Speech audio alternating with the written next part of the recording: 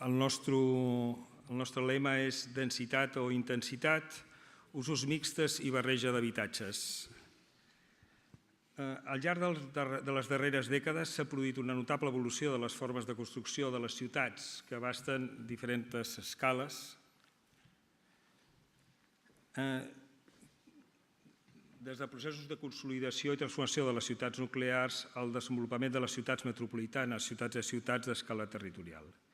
Dins dels sistemes de les ciutats metropolitanes, les infraestructures de la mobilitat i de la comunicació són elements estructuradors, autèntiques línies dinàmiques de tensió del territori. Sistemes que permeten que la metròpoli esdevingui un organisme de gran complexitat amb un metabolisme comú, com els llocs de la nova urbanitat, generadors de les noves identitats metropolitanes.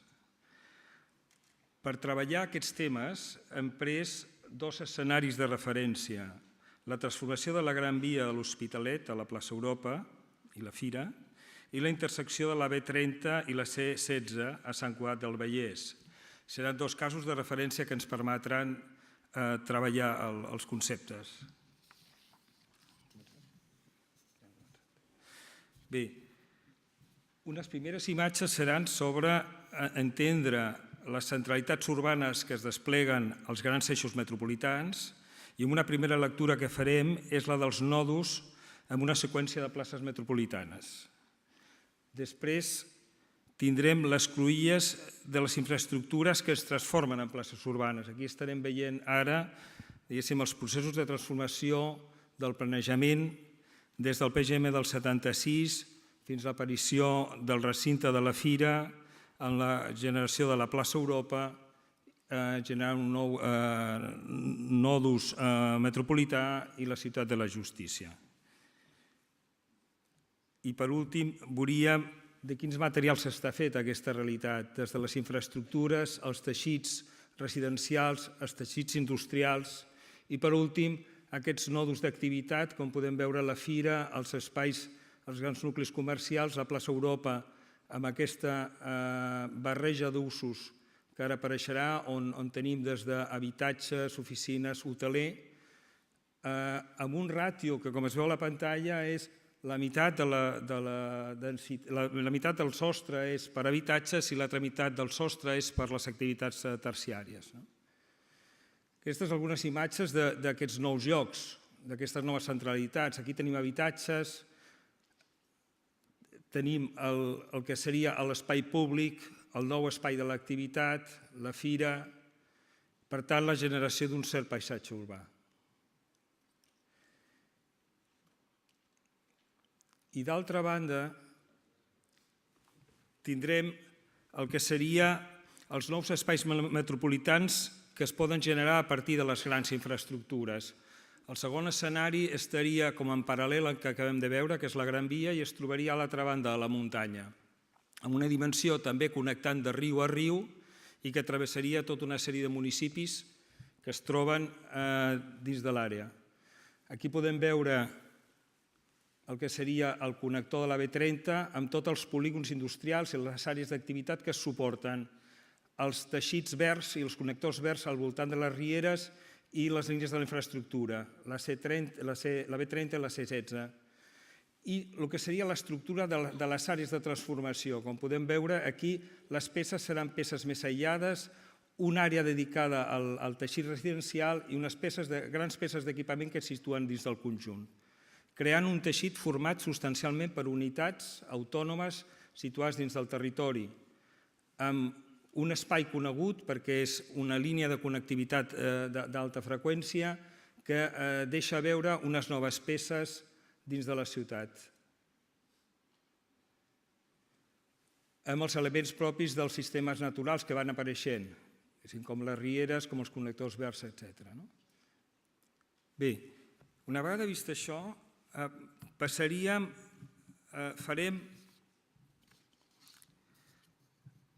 tindrem l'oportunitat de sentir tant a Jacob Enrich, que l'acabem de sentir ara, com a la Carme Riba, professora del Departament de Projectes de l'Escola de Barcelona, i la Bet Galí, professora també d'urbanisme de l'Escola de Barcelona i lecture en moltes de les universitats europees i americanes, que ens faran la seva reflexió sobre els conceptes de densitat i intensitat, usos mixtes i barreja d'habitatges.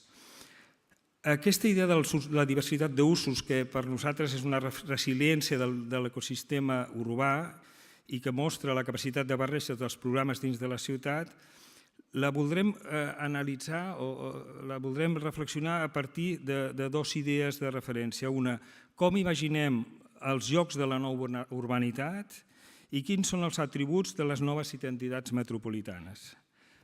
Dono la paraula a la Bet Galí. Per comences el teu speech.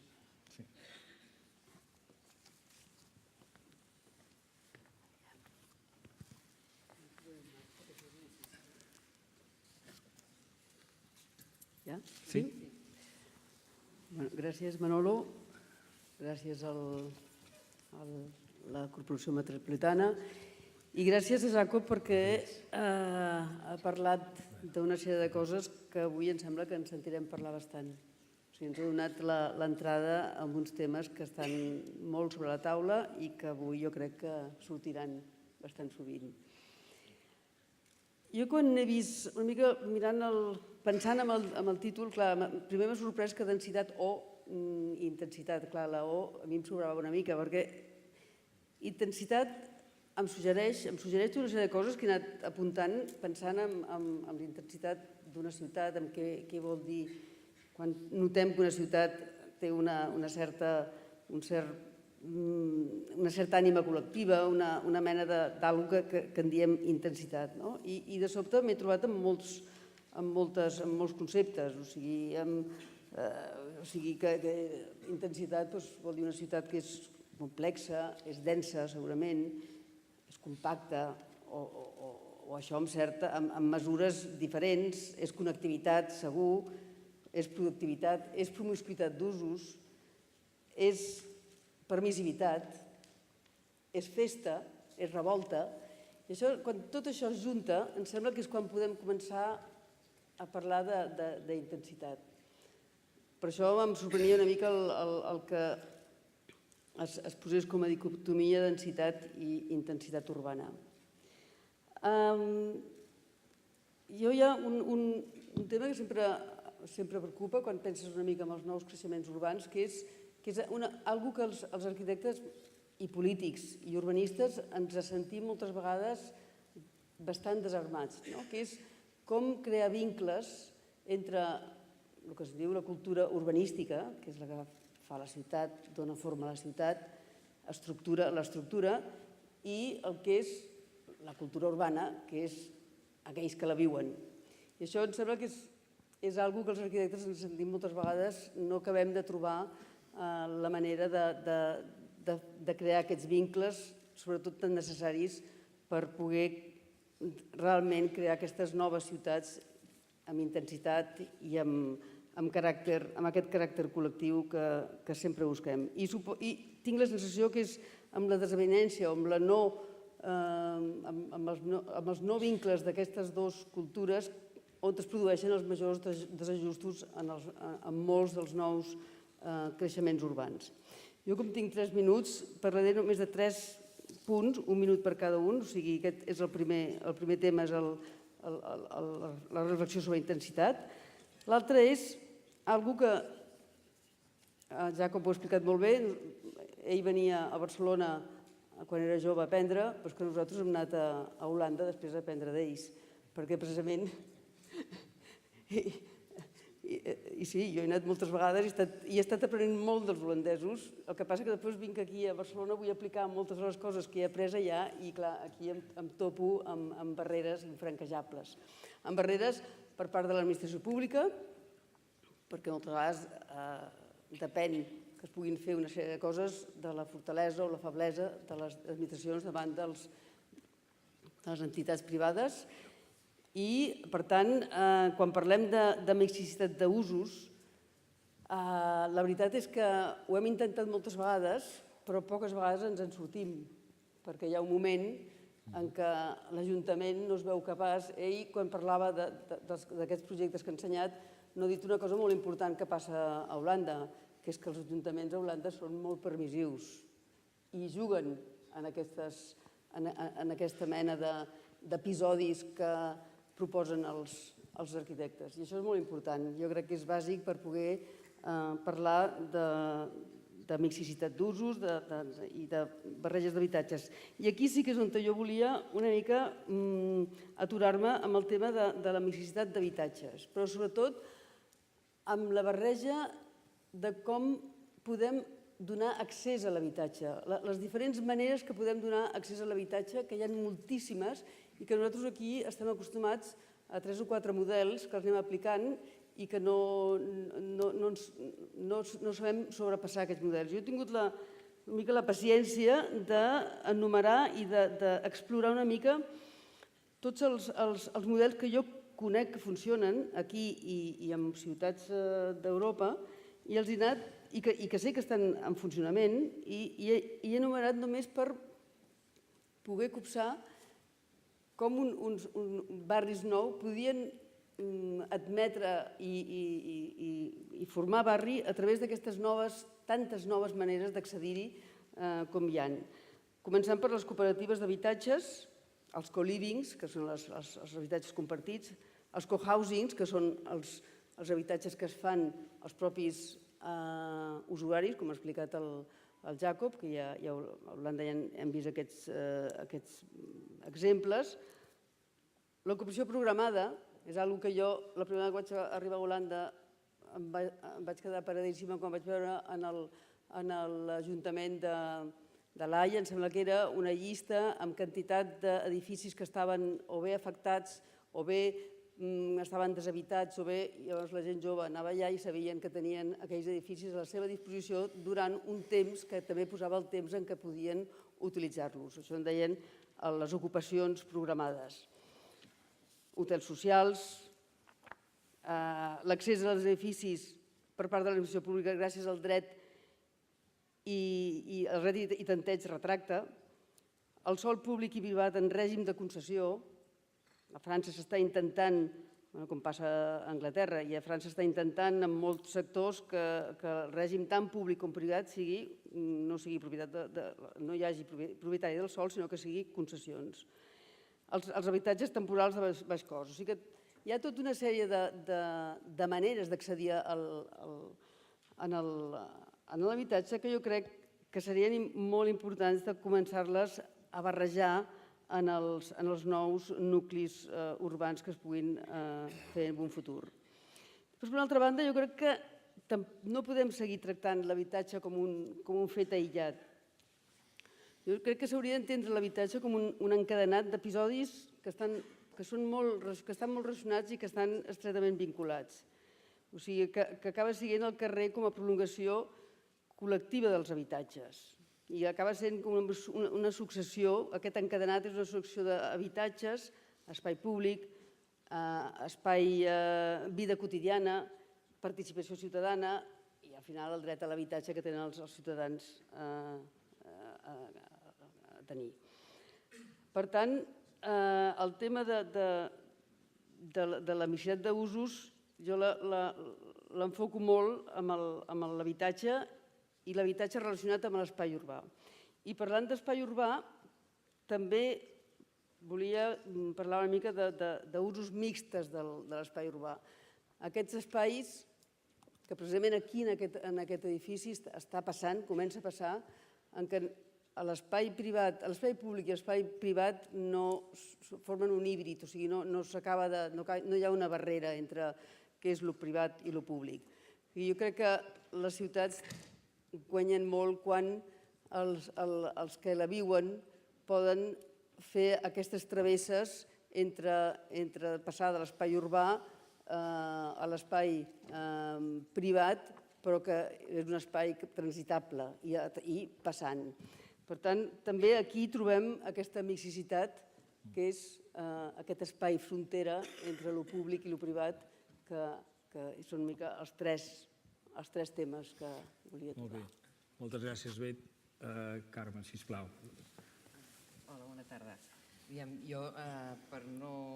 intento posar-me a continuació de la Bet. Jo també, quan parles de densitat i intensitat, penso sincerament que la densitat és una bona base per la intensitat i que sense densitat és molt difícil tenir una intensitat real d'usos, però que evidentment una ciutat no és uniformement densa, no?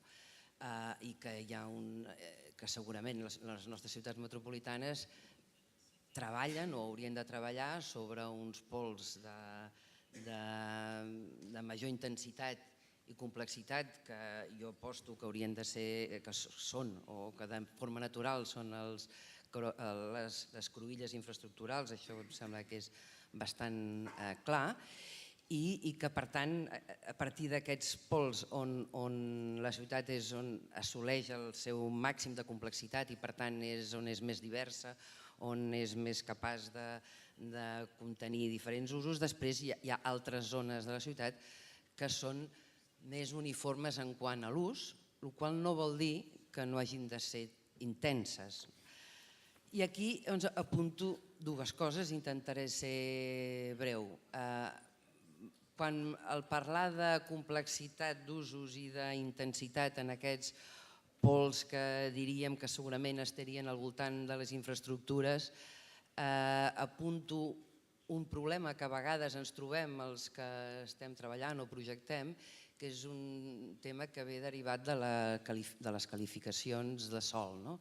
La divisió aquesta històrica entre sistemes i zones, que a mi em sembla que té molt sentit, perquè en el fons els sistemes és una manera de garantir la permanència pública d'uns sòls necessaris per al bé comú, per entendre'ns, que per tant s'ha d'anar molt en compte amb mal utilitzar-los. Però això ens porta moltes vegades a no poder tenir dificultats en assolir aquestes construccions híbrides o amb usos mixtes que donarien molt sentit en aquestes cruïlles o en aquests nodes d'intensitat metropolitana.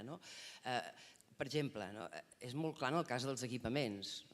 És evident que des de la tipologia arquitectònica o des de la construcció espaial d'aquests llocs hi ha edificis que són equipaments i que tenen unes especificitats molt clares, com són els hospitals, per exemple. Però com hem vist ara amb els exemples de Rotterdam, hi ha molts altres equipaments, des d'alguns educatius com les llars d'infants, els mercats, per descomptat, alguns equipaments sanitaris i sociosanitaris, com els CAPs o equipaments culturals que compartirien molt bé edifici amb usos d'habitatge, amb usos d'oficina, terciaris, i que es troben amb aquest impediment. L'altre dia, parlant amb un company que ara està aquí a la sala d'aquest tema, em deia que el PGM contempla l'ordenació tridimensional, que d'alguna manera pretén com aquesta capacitat d'organitzar, però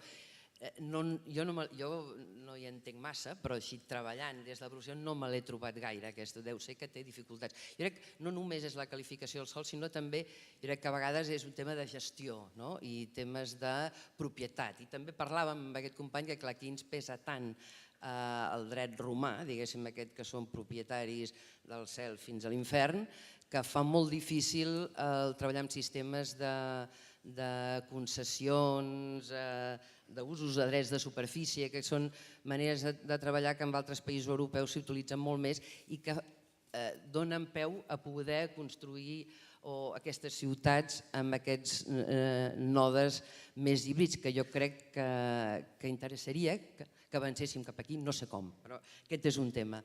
Per altra banda, el que deia amb aquest tema de, clar, la ciutat no tot arreu pot ser tan intensa i tan mixta d'usos i per tant hauríem d'aprendre, hauríem de trobar la manera de fer barris residencials que també fossin intensos. O sigui, tenim en les nostres conurbacions barris residencials que són molt, no sé com dir-ho, molt monòtons, molt poc intens urbanament i com a vida ciutadana.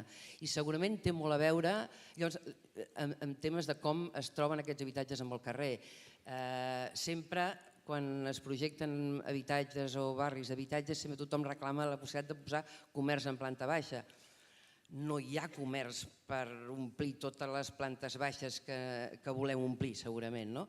Per tant, hi ha algun problema amb com concebim l'habitatge i segurament hi ha maneres de viure més a prop del carrer, més oberts al carrer, que hauríem de començar a imposar. A Holanda, per exemple, això és un cas molt clar. Jo em recordo un dia passejant, no sé si era per Borneo o per alguna d'aquestes zones d'Amsterdam, que ves la gent que obria la porta d'una mena de taller, garatge, no se sabia molt bé si era taller, garatge, espai de joc dels nens, i treien la taula fora i menjaven fora quan feia sol. O sigui, hi havia com una relació entre l'habitatge i el carrer que aquí moltes vegades ens costa molt d'entendre-la.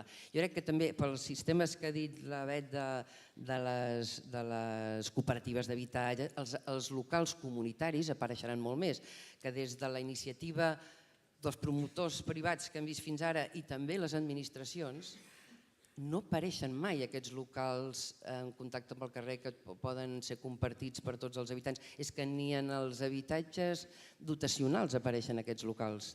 Com és que no... Què passa? Que no ens atrevim a gestionar-los?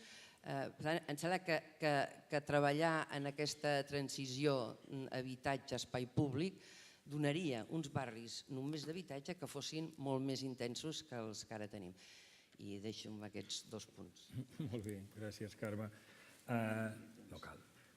Jacob, después de la reflexión sobre tus obras, ¿no? ¿Cómo podríamos asociarlas a la búsqueda de la nueva identidad metropolitana? ¿Cómo crees que contribuyen? ¿Cómo la intensidad y la densidad pueden contribuir a la creación de nueva identidad metropolitana? Well, that's interesting topics, I think, because I was actually thinking about when we walked through the exhibition that there were 1,000 neighborhoods in Greater Barcelona, different neighborhoods. And I was like, wow, that is incredible. What a richness, what an incredible collection that is. And maybe people don't realize that there is already so many, let's say, diversity, but yeah, maybe it's interesting to study that better and say, hey, what is a good neighborhood, what is a bad neighborhood, and why is it a good neighborhood, and why people like it, and why is it successful, and why the other ones are not. So you have a fantastic collection already, let's say, to see how that would be intensified. It would be an interesting topic instead of expanding, looking back and trying to improve, which is something that we have to do in Europe anyway. And about the density, of course, it's something that is interesting our office a lot. But of course, it's a number. You have a certain density, but that doesn't mean anything in terms of how it really looks and feels. And you have certain density and can have 1,000 different expressions of that, how it's organized. And so that is you don't need different in density to get different atmospheres. You can have, of course, it can help, but it's not the only thing. And of course, let's say the smaller scale and the use of it, the qualities, that's much more, let's say, the stuff that we should look at right now. And the density itself, that I think there is some variations, but it's not so extreme as in other cities in the world where you have much higher densities, and the contrast between high and low density is much bigger. I think a lot of the densities are pretty similar, but it's a little bit denser, a little bit less dense. That's one thing I would like to address. And indeed, what Beth was saying, that that doesn't have or in there. That can be both. It can be the contrast is not really necessary. But indeed, people somehow like neighborhoods that have a sort of mix and can. The most successful neighborhoods have a sort of flexibility in time. They are not finished in one go. And there's a tendency that we think we like to solve it on the spot. And it takes sometimes much longer to have things can change. I just heard the Torre Akbar next door might be a hotel. Yeah, come on. Nobody thought about it when they designed it. So you have to be aware of it. But on the other hand, if you think of it too much, it's also not good. So everything can happen. It's never fixed. Things can change. And then that's actually the quite exciting part of it. Okay. Thank you. Farem una última ronda, perquè ja ens toca acabar, desgraciadament. Bé, sobre aquesta idea de la participació i l'espai públic, com consideres que es tindria que abordar? Cal instrumental nou? Bé, bueno, hi ha una part d'intangible, no? Això també ho deia ara Jacob, que la ciutat es fa amb el temps i, per tant, hi ha coses, moltes coses no previstes i que han de ser així. De sobte, una plaça pública es transforma en un lloc de revolta i ningú l'ha dissenyat perquè sigui un lloc de revolta. Això ho hem vist ara recentment. Però jo crec que sí que deixo una mica d'espai pels urbanistes i els arquitectes. Jo crec que sí que podem, si més no, posar una mica com una safata. Això que a mi em fascina tant de molts llocs com moltes ciutats holandeses, en què no saps gaire si estàs caminant per l'espai públic o per un espai privat. Això que deia jo abans, no? I que Nova York és el lloc on es dona més, no? Que travesses la ciutat moltes vegades, la pots travessar per edificis privats però que són públics. I, per tant, jo crec que hi ha unes mesures que sí que podem preveure, però que hem de deixar bastant, hem de donar una mica les pautes, perquè després la gent, aquesta cultura urbana, que és la que trepitja el terra i la que fa que la ciutat vagi per un costat o per l'altre, la vagi acabant, la vagi transformant, la vagi mutant, Clar, això és molt difícil, perquè dissenyar sense preveure ens costa molt, als arquitectes. A mi, per almenys, em costa moltíssim, perquè som una mica més coses tangibles, coses que són d'una manera i l'intangible ens costa sempre, no? Però hem de donar, jo crec que hem d'aprendre i donar peu a que l'intangible pugui tirar endavant. Molt bé. Abans de demanar-te una última reflexió, Carme, alguna reflexió des del públic que tingui interès en abordar els temes que estem posant sobre la taula? Si encara no hem entrat amb el ritme de la sessió, Carme, parlaves dels nòduls dels llocs de la comunicació com els escenaris, probablement, de les noves centralitats, no? D'alguna manera... Puc posar un exemple local? Ja ho dic, ho conec ara últimament perquè hem estat a l'escola i hi ha alumnes que ja estan treballant, però, per exemple, és que hi ha llocs a la nostra àrea metropolitana espectaculars. O sigui, l'intercanviador, diguem-ne, de mobilitat, que és Cornellà, és brutal. O sigui, hi ha suposo que el recordeu, no?, que passa el ferrocarril, per sota passa el tramvia i surt el metro allà. És un lloc amb unes possibilitats i tens ganes de dir, i ara ho estem veient treballant-hi a l'escola, tens ganes de com és que el comerç no t'acompanya en el carrer que passa per sota el tramvia, com és que no hi ha aquí un edifici, un hotel o un edifici d'habitatges, uns ús que entrin directament en l'espai del tramvia i connectin directament amb el metro, com és que no hi ha un edifici que passi per sobre del ferrocarril. Ho veus allà, està allà com demanant-ho, i com aquest lloc, dic aquest lloc perquè el conec, perquè últimament me l'he mirat, però n'hi ha molts més. I dius, segurament hi ha un tema de qualificacions, de sistema ferroviari, de propietats. Jo demanaria un esforç entre tots, no sé com l'hem de fer, per poder superar aquestes barreres. Molt bé. Just to end, ya para acabar, Jacob, ¿alguna última reflexión antes de que cedamos el sitio a los siguientes compañeros? No, I was just thinking that the fact that you speak together with so many people about it, and that this exhibition is there, and that there's already such an incredible collection of urban planning in Barcelona, makes me actually quite positive for the next decades. I think here, it will be more interesting stuff coming from the city. I feel, even though maybe it's not. There's been a little dip recently, but it will move on, absolutely. I'm quite curious to see what comes next. Okay, thank you very much. Okay, gracias.